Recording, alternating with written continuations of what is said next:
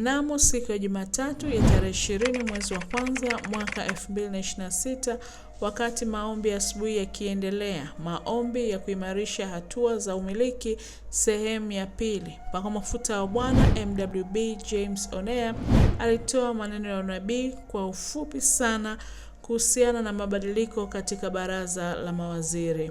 Na haya ndio yalikuwa maneno ya unabii huo. Nasikia hili neno hili nitalizungumza tu kama lilivyo, very simple. Bado mawaziri 5 kuondolewa katika nafasi zao. Mtu wa Mungu, kumbuka kile alichosema nabii. Bado mawaziri 5 kuondolewa katika nafasi zao. Kama tunavyojua, neno la nabii halianguki chini bure.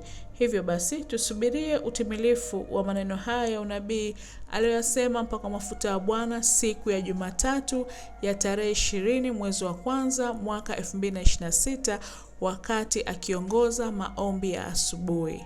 Mtu wa Mungu, baki umebarikiwa. Asante.